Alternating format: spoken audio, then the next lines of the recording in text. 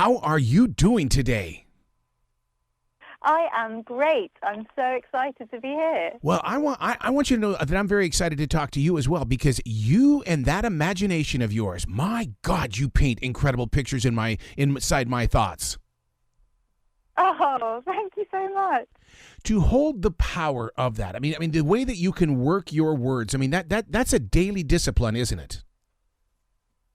Yeah, for sure. And I think sometimes you have to sit down at a computer and do it, but sometimes it takes kind of going for a walk and thinking about other things. But I always work hard. I never let myself off the hook. I keep trying to make it better. So hopefully, I'm glad you've enjoyed it. Well, I'm glad you just talked about going for a walk. I call that a transition walk, and I'll take several of them through the day because as we transition through the day, that we need to go out there and we need to pull in the universe, basically. Yeah, definitely, and kind of see the day changing around us. Yeah. Skandar and the Unicorn Thief. The very second that you say unicorn, you had us at hello because everybody loves a unicorn. Well, these ones are a little bit different, I think. Yes, they are. Yes, they are. What was the decision in making it different than other ones? Because you're right, this is very different. These are bloodthirsty unicorns in a way that it's like, okay, but I still love them. Yeah, I think I had the idea about 8 years ago, and I honestly just was walking along the road, and I had this image come into my mind of a boy riding this creature, and as I kind of played with the image in my mind, I thought, this unicorn doesn't look like it belongs in a fairy tale. It looks like it belongs in a nightmare. And I held on to that idea. And then I think after that, all the fluffy, rainbow-friendly unicorns started kind of appearing and being in the shops. And I really don't like them. That sounds terrible, but I don't like them. I'm more of a dragon phoenix kind of person. And so I think then I love the idea of playing with the mythology of them and the possibility and impossibility of them, because I think in some ways unicorns feel real to us, even though we can't go and see them anywhere. They're so entrenched in history that I think I wanted to write something that felt possible, I think. The only place that you could find a real unicorn was the Ringling Brothers and Barnum and Bailey Circus. And I do remember, and I'm sure they probably put something on their forehead and stuff like that, but at least they made it a part of the fantasy of going to a circus. Oh, yeah. Brilliant. So now you said that you started this 8 years ago. Let's talk about that because I want young adult readers to understand that the process of writing doesn't happen in a week, that you take an idea from 8 years ago and you build upon it. You plant that seed. Yeah, so when I had the idea, I was doing my law exams, and I started writing down the names of the unicorns. The names of the unicorns in Skandar are kind of, they're elemental and magical and a little bit dangerous sounding, a little bit like racehorse names, I suppose, in their structure. So I started to write those down in a notebook, kind of loads and loads of them.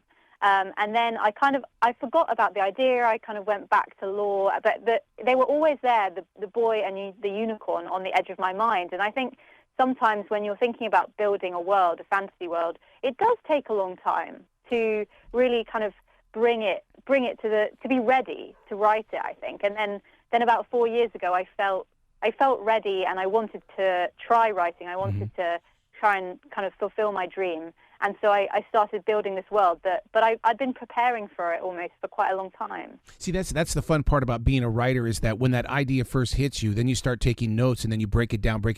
I do a defrag journal where I sit there and I'll take an original idea and it's like, okay, let's see if we can pull something from this and then start building it in the planning stages.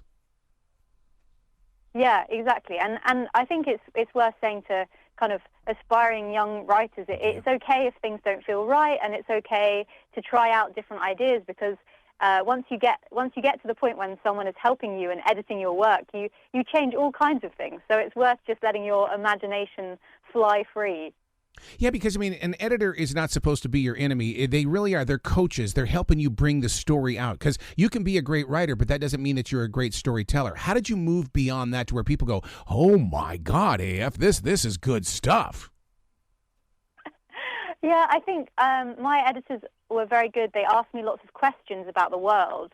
And sometimes there's lots of things in your head that you know about the world but is not quite on the page. And I think that was one of the things that really brought the story to life in the end, was them saying, yeah, but who is this and how does this work and how exactly does this magic interact with the characters, with the unicorns? And I think that part really added a lot of magic to it, because I had people asking me those questions that children are going to ask too. You know, how does this work? And you want to answer those before they're asking them. The book we're talking about is Skandar and the Unicorn Thief. My wife is a school teacher, and this was the quote that she gave me after she finished the book. She says, this is what the Beatles call a ticket to ride, basically meaning that you give people permission to go for a ride. Yeah, oh, that's lovely. That's so nice. Yeah, and I think I wanted to create something where kids reading it could really imagine themselves in the world. Yes. So although Skandar's the main character, you can think, well, I could just be in the line behind him waiting to get my unicorn, because these children look like us. And, you know, I might not be the main character in this, but I'm following him and I'm imagining myself hatching the unicorn too.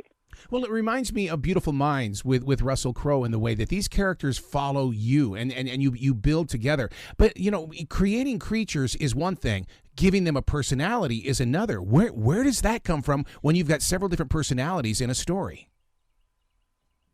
Yeah, it was really important to me that the unicorns had personalities. I didn't want them to talk, because I didn't think that would be very dignified for them, because they're very majestic creatures as well.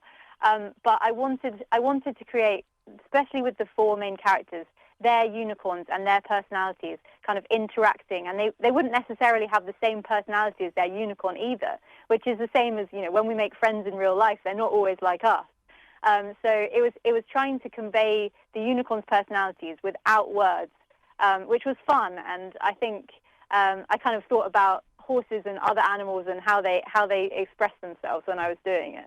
I'll tell you where my mind went inside the story, and this is just my childhood, just because I was always fascinated with space, is that it's like I want to get on that Hubble Space Telescope and hone in on Skandar, because it's like you make it feel so real.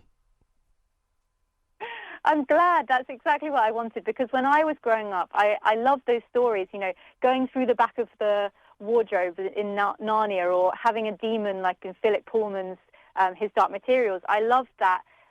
When you're kind of at that age where you think, well, it's not real, but it could be, and you go and try that wardrobe door just in case. So now, to create this series, was it something that, you know, 8 years ago, did you think it was going to be a series, or did it happen at the beginning, middle, or end? Because, I mean, you've got your hands on something here that people are going to be talking about. I still can't believe it, but I don't think I thought about a series at the beginning, but once I'd sent it to my agent, I started thinking about how the story would go. And I have it's going to be 5 books, hopefully. Wow. And wow. I had a strong idea when I sent it to publishers of where it was going to end up, which they also know. And I wanted something where the characters aged up every year. Yep. So the children kind of grow up with the story as well. That's a good way to go. Where can readers go to give you some love, to support the book, and to be with you for all 5 books of this series? Well, it's available now from your favorite local bookstore or online, or you can find me online as well on my social media. I'm sharing everything, and it would be lovely to hear from readers. The most important thing is you're sharing your imagination, and I love you for that. I can't thank you enough for that. Oh, thank you so much. Well, you be brilliant today, okay, AF? Thank you. Lovely to talk to you.